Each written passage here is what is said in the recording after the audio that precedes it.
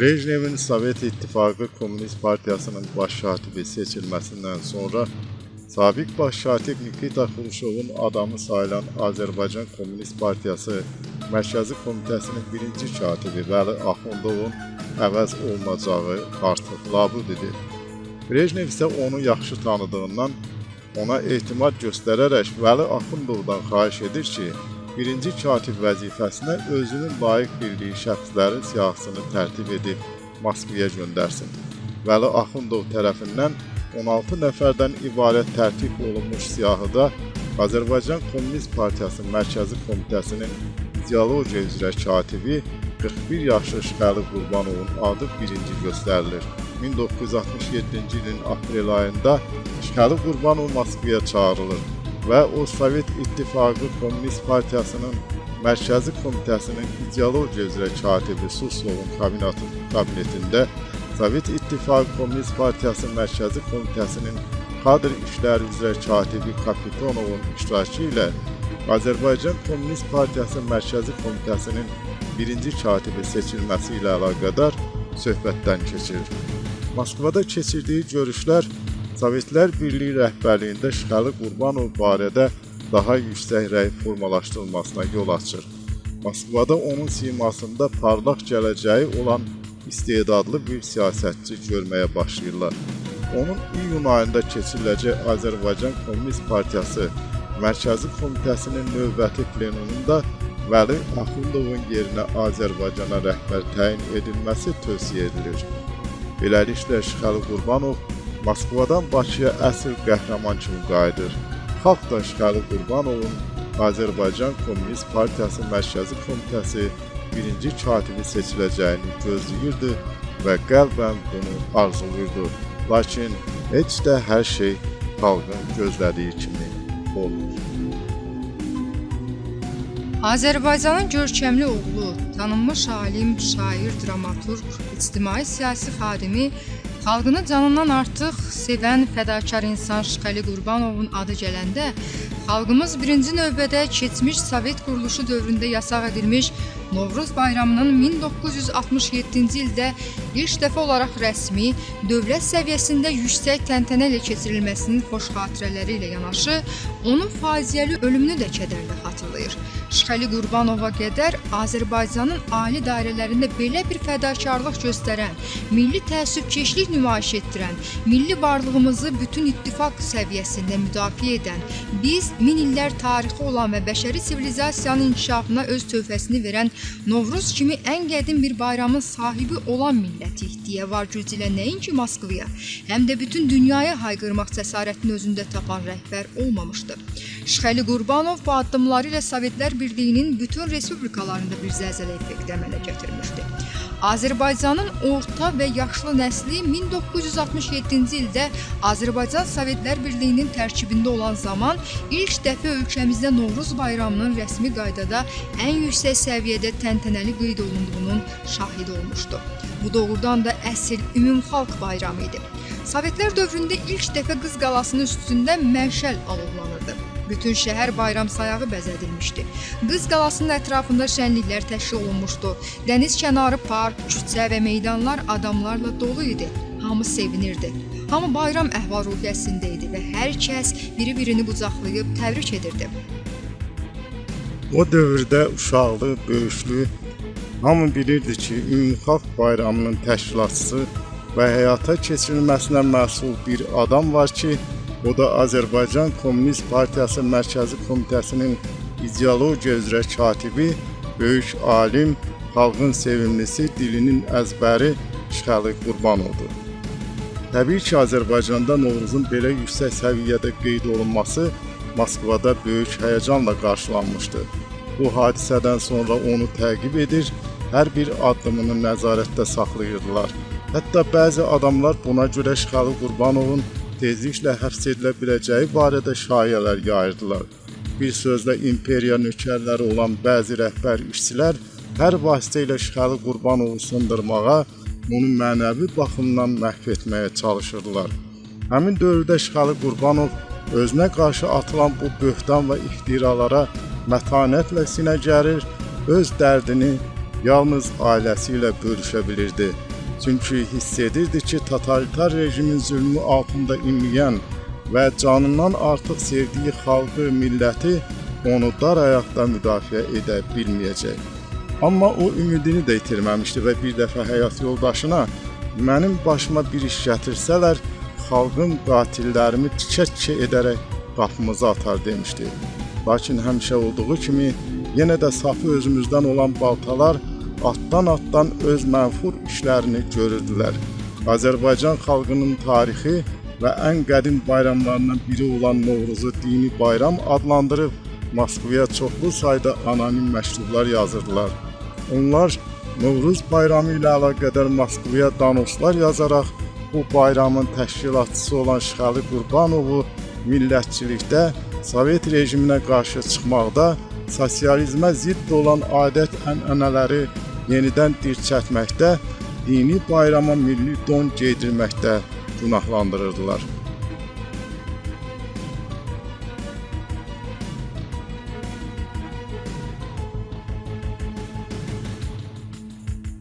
Sonradan məlum oldu ki, bu məktublar KGB-nin xətti ilə təşkil edilirmiş.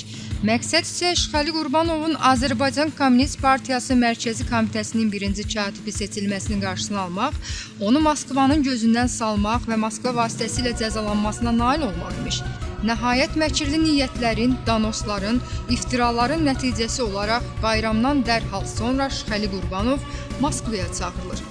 O burada Sovet İttifaqı Kommunist Partiyası Mərkəzi Komitəsinin din şöbəsində 22 səhifədən ibarət izahat yazır və özü alim olduğu üçün Novruz bayramının dini bayram olmadığını dəlillərlə şərh edir. İzahat qəbul olunur və hər şey öz yerini tutur. Şıxəli Qurbanov həm də yaxın dostu olan tanınmış şərqşünaz Brajinskiyə müraciət edir ki, o Rus Sovet alimi kimi Novruz bayramının dinlə əlaqəsi olmadığını geniş və əsaslı surətdə öz məqaləsində əks etdirsin. Həqiqətən də belə bir məqalə Pravda qəzetində çap olunur. Bir qədər sonra həmin yazı Azərbaycan dilində 20 may 1967-ci il tarixli Ədəbiyyat və İncəsənət qəzetində dərc edilir. Bu məqalə dərc edildikdən sonra Şıxəli Qurbanov rahat nəfəs alaraq deyir: Novruz həyata vəsiqə aldı. Lakin heç də hər şey xalqın gözlədiyi kimi olmur. Belə ki, 1967-ci il mayın 24-də Şıxəli Qurbanov sui-qəsd nəticəsində qətlə yetirilir. Hansı ki, indiyədək bu siyasi qətl yetərincə araşdırılmayıb.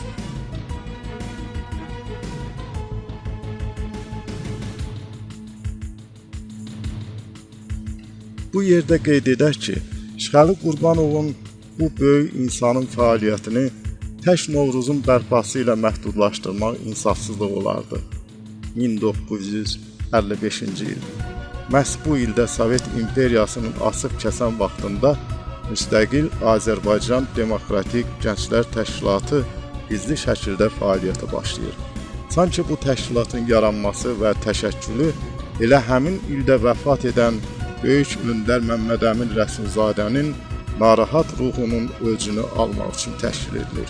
Təşkilatın əsas məramı Sovet İmperiyasına qarşı bir etiraz hərəkatı başlatmaq olur. Təşkilatın özəkləri xüsusən ali məktəb müəssisələrində fəal iş aparır. Ali təhsil müəssisələrinin xətti ilə Moskvaya ünvanlanan məktublarda vəzifələrə Azərbaycanlıların təyin edilməsi, Azərbaycan dilinin dövlət dili kimi qəbul edilməsi və bu kimi başqa ümummilli tələblər irəli sürülürdü. Adı çəkilən gizli təşkilatın fəal üzvlərindən olmuş Naxçıvan şəhər sakini Qasım Abbasov həmin hadisələri belə xatırlayır.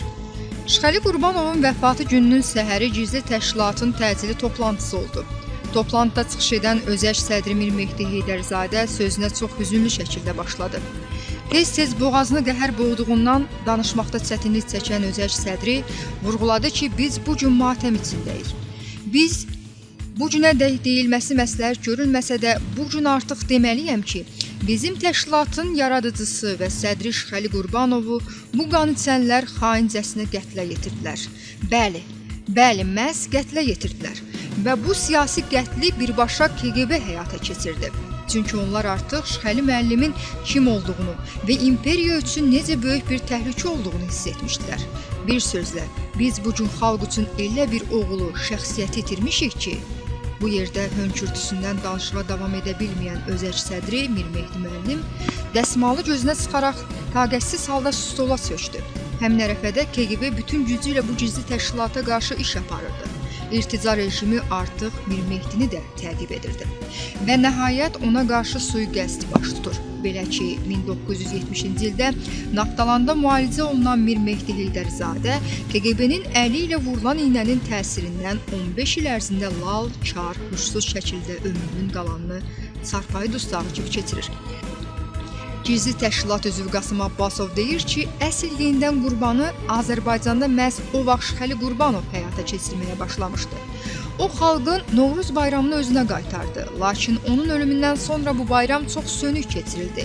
İş o yerə çatdı ki, 1968-ci ildə Şıxəli Qurbanovun qəbri başında növbə çəkən KGB əməkdaşları insanların sevə-sevə onun qəbri üstünə gətirdikləri bayram xonçalarını, səmənləri alıb bir kənara tullayırdılar. Şıxəli Qurbanov həyatını canından artıq sevdiyi xalqına qurban verdi. Ancaq qurbanlar Şıxəli Qurbanovla bitmədi. Belə ki, həmin ərəfədə görkəmli dövlət xadimlərinin, milli rəhbər kadrlarının bir-birinin ardınca müəmmalı şəkildə ölümünün məsul sualı bu gün də cavabsız qalır. Azərbaycan Kommunist Partiyasının məsul işçisi Nazim Hacıyevin 38 yaşında həyatdan köçməsinin, Şıxəli Qurbanovun 41, Komsomolun birinci katibi Maqsud Əlizadənin 34 yaşında ölümünün əsl səbəbləri hələ də sirli qalır. Belə ki, 1968-ci ilin yayında Azərbaycan Komsomolunun rəhbəri 34 yaşlı Məsud Əlizadə günün günorta çağı Tibb İnstitutunun həyətində güllələndi. Digər bir parlaq sima Azərbaycan Kommunist Partiyası Mərkəzi Komitəsinin məsul işçisi 38 yaşlı Nazim Hacıyev nə qədər gülünc də olsa adi yırtıq əməliyyatından müəmmalı şəkildə həyatını itirdi. Beləliklə, ötən əsrin 60-cı illərin sonu sifarişli siyasi qətillər silsiləsi ilə yadda qaldı. Hansı ki, indiyə qədər də həmin qətil hadisələri araşdırılmayıb və KGB-nin törətdiyi cinayətlər hələ də açıq qalmaqdadır. Vaxtilə Ermənistanda yüksək vəzifələrdə çalışmış fərdi təqaüdçü Talib Musayev xatirələrində qeyd edir ki, Sovetlər Birliyinin yeni konstitusiyasının müzakirəsi ərəfəsində İrəvanda olan Mikoyan bildirmişdi ki, çalışacağam Naxçıvanın və Qarabağın Ermənistanın tərkibinə verilməsi haqqında müddianı konstitusiyaya saldırım. Lakin bunun üçün Azərbaycanlıları şimdikləndirmək üçün geniş miqyaslı iş aparılmalıdır.